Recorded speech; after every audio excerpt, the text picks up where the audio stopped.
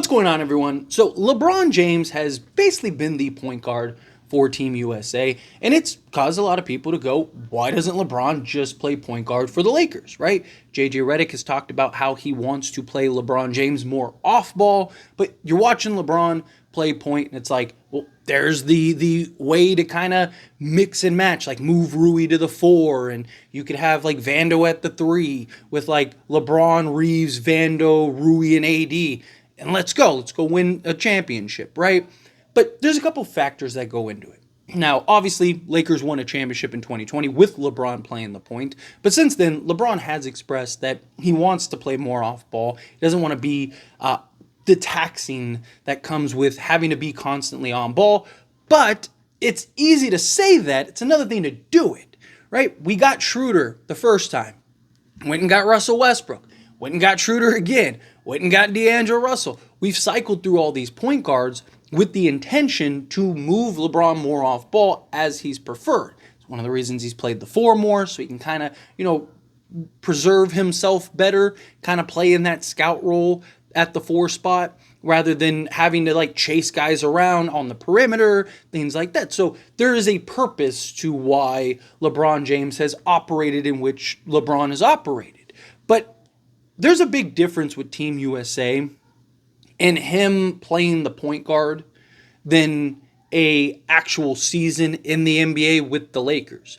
Now, the first reason is there's just far less games, right? You only have to win like 6 games, I think it is, to win the gold, right? So he really only has to play point guard for 6 games, right? And then also the minutes, right? He's not playing 30 to 35 minutes a game as opposed to in the Olympics, he's playing like 15 or 20 minutes or whatever, right? Like it's just, there's a big difference. Also the talent pool around him, right? It's not as taxing for him. He can kind of just wheel and deal and then just kind of coast on defense and let, Derek White and Drew Holiday and all these guys kind of handle everything else, right? So the tax on him physically is not anywhere close to what it would be in the NBA. And it's not so much about the wear and tear of the physicalities, because I've seen people like, oh, well, at the 4, right? How much is he able to preserve himself? A lot, right? The reason he hasn't shifted to like the 3 is it's not the individual matchup, right? A lot of people I see are like, well, as long as he doesn't have to, just don't play him as the 3 against like KD or, some of these high profile small forwards. But it's not about the individual matchup. It's about the responsibility at the 3 compared to the 4. Today's NBA, you don't really have the modern or the old school power forward, right? You don't have Karl Malone just banning on you and he's just massive and has the size of Tim Duncan just backing it up, right? Like most 4s in the league are worse 3s. Right? They're usually not as good shooting, right? So LeBron, you'll see at times, doesn't even go out and contest, doesn't even go and challenge, right? Like even a guy like Aaron Gordon, for example, on the weak side corner, he's like 30% from 3-point range. He might even be worse than that. But on the strong side, he's like 40 or 38% or something like that. He's really good on that side. But because of his physical traits and the way that he plays, he is best at the 4 for the Denver Nuggets, right? So in that matchup, if he's on the weak side court, he can just kind of let him shoot. You just live with the result, and LeBron can kind of, again, continue to play the scout play, right? But if you're on the strong side, if you're playing the 3, and now you got to deal with Michael Porter Jr. and, well, not KCP anymore, but like, say, a Christian Brown, right? And even Jamal Murray. Most actions take place on the strong side. Most actions are to the right. So the small forward has just a lot more that they have to monitor and patrol out on the perimeter, right? So again, it's the game in and game out, LeBron having to trail and run around. Same thing with the point guard position, right? Especially the Western Conference. Think of all the point guards that there are and how good they are, right? Like LeBron would have to lock in defensively. He'd have to play just a more engaged game, particularly on the defensive side, than he would otherwise. Now, I have talked about, you could have like LeBron play point on offense and then kind of fade him in on defense as that scout role. But you'd have to have a very specific type of unit to do that, right? Because you need guys that can defend. So, like, if the Lakers were able to get, like, a Jeremy Grant, right? Like, you could have something like LeBron at point, Reeves at the 2, Vando at the 3, Grant at the 4, and then have Anthony Davis at the 5.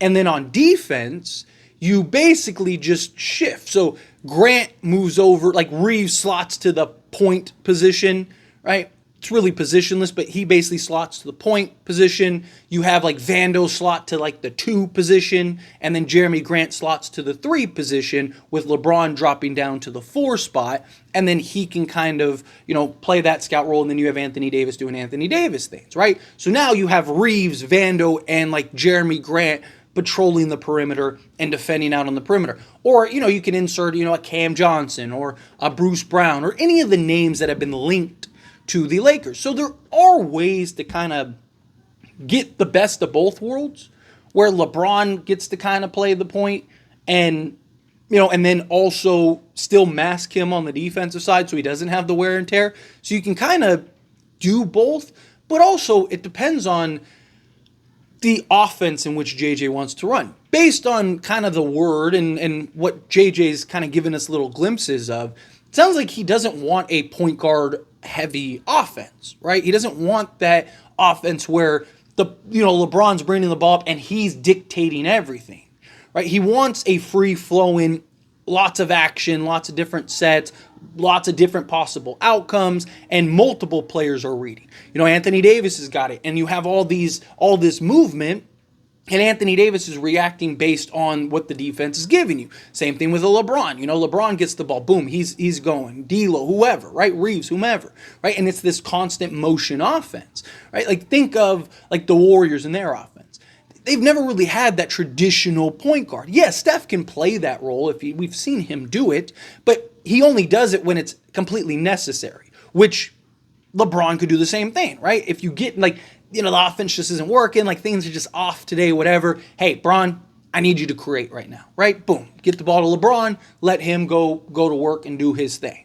But the idea is that you don't necessarily you just need the initiator, right? You just need whoever it is, boom, get the ball, bring it up, and then they're making that first pass, and now the cog is going, right? So even then, like, depending on the offense in which he wants to run, they want to do that. But also, like, if LeBron, like, you need LeBron to buy in, right? You need LeBron to commit to playing that type of offense and being okay playing off ball and not constantly having the ball in his hands and dictating every moment on the offense. Now, he has at times, you'll see, like, he plays off ball, he's kind of moving, or, he's standing on the corners or whatever, right? But the idea is that people are always moving, right? Not as much standing around as there was with Darvin Ham, right? JJ Redick's even Austin Reeves has talked about his conversations with JJ Redick, and how JJ Redick has really emphasized that he doesn't want guys standing around. He needs you guys moving, right? Because the more you move, the more the defense has to react, and the more the defense has to be engaged, which that usually creates breakdowns, in which now you can capitalize on those breakdowns. Guys are just standing around, and I'm on the defensive side. I don't have to do anything. Like, if I know you're just standing there, I just have to keep an eye on you so you don't cut and, react that way. But as long as you're just standing there, then I can just stand here, right? Then I'm just waiting, right? Like, and now I have the advantage because I can monitor and keep an eye on what your offense is doing, and then I can help where need be, or I can, close out if I need to, whatever. Like, you want to keep the defense on their toes. You want to keep the defense constantly guessing, and having the miscommunications, right? Because somebody's laxed, or, somebody just thinks that, takes a gamble, or they think they're going this way, but they're really going that way, right? LeBron has to commit, though, right? Because, again, it's one thing to say, I want to play more off ball. It's one thing to say, like, yeah, hey, like JJ says, whatever he wants, I'm the game, let's do it. It's another thing to actually do it, right? Like, because you have seen at times, even last year, right? Give me the ball, and then LeBron's killing 10 seconds into the shot clock and then either taking a shot, looking down, taking his three, or he's passing the ball up, right? If LeBron commits, then there's a lot more options and capabilities you can do. But as far as him just being the point guard, I don't think that that is the best course of action for the Lakers, right? Because you want the more action and the more movement rather than the stagnant offense where LeBron is just kind of doing something. Now, you can run sets at times where LeBron has the ball and everybody's moving all over the place, and then LeBron is making his decision based on where the defense collapses, right? You can have sets like that, but to do that game in and game out regularly, probably not what's best, particularly for this team, right? Like, it's very different when, you look at like the 2020 team. You had guys like KCP. You had guys like, Danny Green and Avery Bradley and all these guys that were best as like the spot up catch and shoot three guys. So LeBron, so you could just have them out on the perimeter, kind of hanging around or moving. LeBron creates, collapse the defense, and then he's just kicking out. He's just basically driving, kicking all game, right? And you have great shooters, and then you have Anthony Davis that you could always dump the ball down to, or run that two-man game, run the pick and roll action, things like that, to where you can kind of maximize your offense, right? But with this team, you have guys like right now, as currently constructed, like D'Lo is a good movement shooter, right? You see it all the time. He can catch and shoot. He can shoot off the dribble. He can do all of those things. So you want the actions with him. Same thing with Austin Reeves. You want the actions with him, right? Like if you keep Rui, right now, Rui's probably best in the spot, but you put him on the weak side corner and you let him shoot from there, right? Like you do things, but you have that movement. You have those actions to where it's not just guys standing around out on the perimeter. It's actual movement, right? I mean, I talked about it all season. Every time the Lakers got 30 or more assists, they won, right? Why? Because the offense wasn't stagnant. Right? They're sharing the basketball. They're moving the basketball. They're giving up a good look for a great look, right? Like if the ball is moving, the Lakers are at their best because they have LeBron James and Anthony Davis that you have to constantly monitor, keep an eye on, double team, and just are a handful. And then on top of that, you have to worry about, D'Lo and Reeves and everyone else. Well, if they're just standing there, it makes it so much easier because now I can double team AD. Because you're not going anywhere. You're standing there, right? So I can collapse on AD, and then if you have the kick out, then I just need to go out and close, and you miss, right? But if you have guys moving, I can't camp two guys on Anthony Davis. I can't camp two guys on LeBron James because LeBron's moving all over the place. AD's moving all over the place.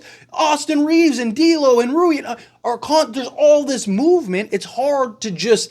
hey, let's just camp two guys out on Anthony Davis, right? Like, it doesn't work that way. So, again, I'm for LeBron playing the point in certain areas, certain spots, but I don't think that that's what's best for this team at the moment. I think that, in key spots, right, games on the line, maybe your best action is to, hey, just give LeBron the ball and let him, game's tied, 15 seconds left. Give the ball to LeBron and let him go make a play and win this game, right? Situations like that, sure. But for the most part, throughout the course of the game, I think you'll want as much action with guys as possible rather than just a heavy LeBron's on ball, right? You're wearing him down where he can kind of just be the screen set. Like you can even mask him at times on the offensive side to where he doesn't really have to do a lot of wear and tear, right? He's just kind of, hey, boom, and then he's rolling or popping out so that way other guys can go and initiate things to where you're creating and generating good offense. But anyway, as always, this is a discussion. Pass the question on you. Let me know your thoughts and opinions down in the comments below. What do you think? How do you feel? What are your thoughts? Do you agree? Do you think that, have that free-flowing motion offense? Do you think, no, like, put LeBron at the point, let him be the point guard, look at what he's doing for Team USA. But, again, you got to keep in mind, big difference between 6 games and 82 games or 65 games, however many he plays, right? It's a big difference. But I have a feel whatever your thoughts are. I'd love to hear it. Let me know down in the comments. That being said, if you haven't liked this video, hit that like button. Helps me a lot. Helps me enjoy these types of videos, and I truly appreciate it. Not subscribe to the channel, hit that subscribe button. turn on the bell notifications. Appreciate y'all. See you in the next one. Thank you.